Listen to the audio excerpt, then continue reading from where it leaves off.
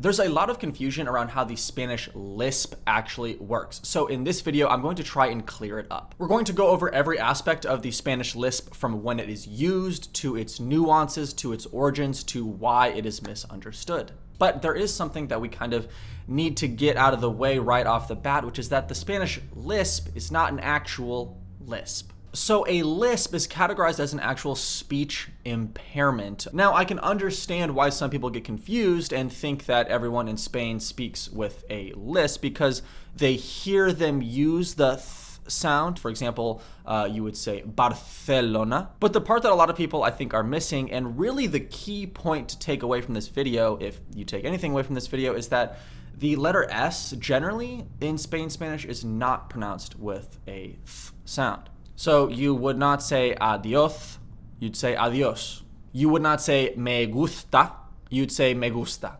And you definitely would not say español, you'd say español. Y otra cosa que quiero decir antes de continuar es que yo hablo español, yo aprendí español en España de gente de Madrid y además tengo mucha experiencia con este tema, así que quería decir esto para mostrar que sí que sé de qué estoy hablando.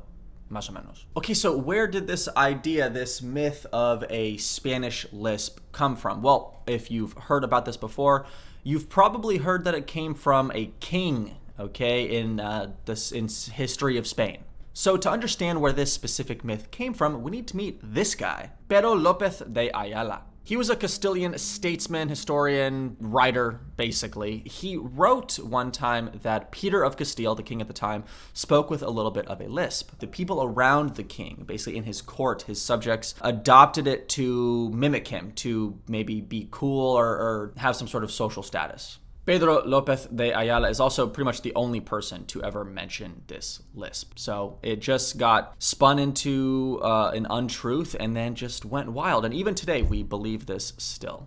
Okay, very important. We cannot talk about the Spanish lisp without bringing up ceseo, ceceo, and distinción. Most people learning Spanish, at least in America, are learning a form of Spanish that is generally going to be from Central or South America, like Mexico, Colombia, Argentina, countries like that. Throughout all of the Central and South American countries, they speak with ceseo, which basically just means that the letters S, C, and Z are all pronounced with an S sound. So you'd say me gusta, you would say Barcelona, and you would say Venezuela, not Venezuela. Interestingly enough, there actually are parts of Spain where ceseo is used, where people do not use the lisp.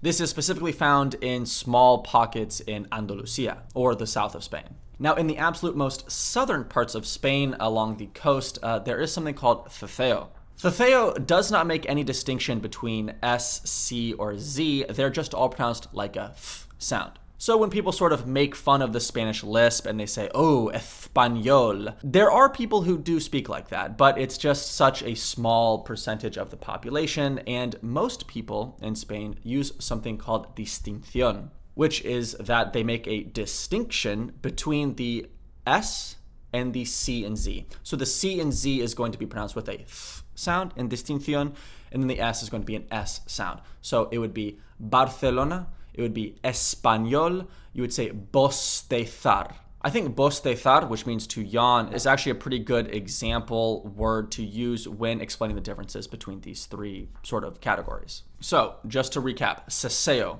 everything is an S sound, so it would be bostezar. Ceceo, everything is a th sound, so it would be bostezar. That sounds really weird to me, to be honest with you. And then the most common, the most prevalent category is distinción, which would be pronounced bostezar. Okay, so it's just that Z that is getting the th sound.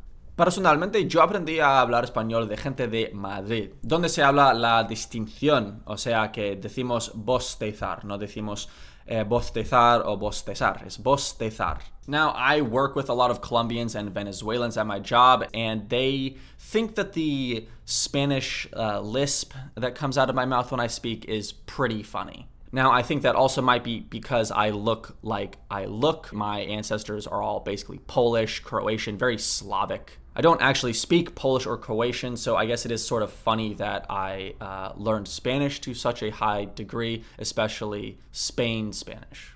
So just to recap, the idea that the Spanish lisp came from a king is false.